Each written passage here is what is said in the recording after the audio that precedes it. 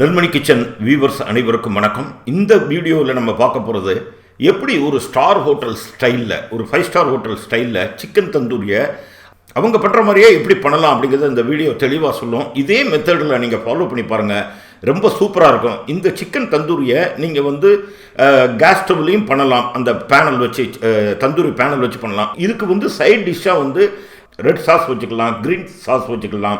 இது ரெண்டையும் எப்படி பண்ணலாம்ங்கிறத டிஸ்கிரிப்ஷனில் கொடுத்துருக்குறேன், நீங்கள் அதை பார்த்து பண்ணிக்கிடலாம். இப்போ நம்ம வீடியோக்குள்ளே போவோம்.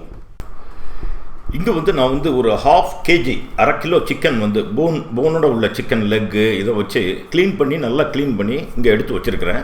இதில் நம்ம இந்த தந்தூரிக்கு எதெல்லாம் மிக்ஸ் பண்ணணும் அப்படிங்கிறத பார்க்கலாம். இந்த 1/2 கிலோ சிக்கனில் நம்ம மேரினேட் பண்ண போகிறோம். அந்த ஒரு ஃபஸ்ட்டு மேரினேஷனுக்கு என்னென்னு கேட்டிங்கன்னா, இந்த சிக்கனோட தேவையான அளவு உப்பு சேர்த்துக்கோங்க. லெமன் ஜூஸ் ஒரு 2 teaspoon, ginger and garlic chilli paste 2 table spoon, Kashmiri red chilli powder 1 teaspoon.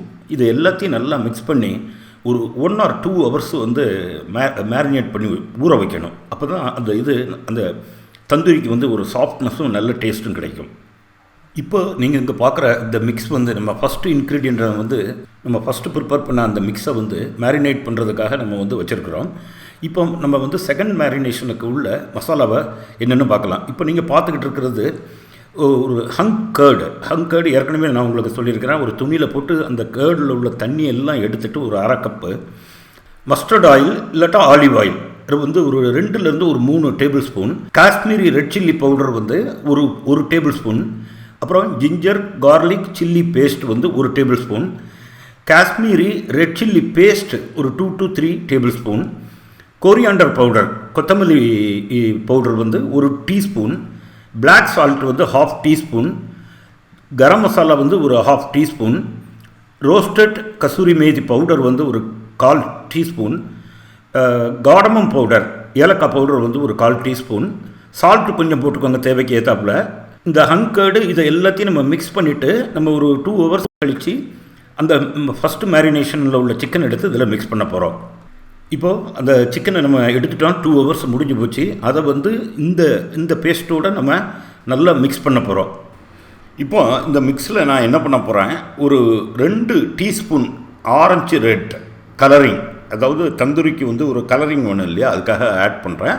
அப்புறம் ஒரு 2 டேபிள் ஸ்பூன் பட்டரை மெல்ட் பண்ணி வச்சுருக்கிறேன். அதையும் இதை ஆட் பண்ணி இதை நல்லா மிக்ஸ் பண்ணிவிட்டு ஒரு 12 hours இல்லாட்டா ஒரு ஓவர் நைட்டு மேரினேட் பண்ணணும்.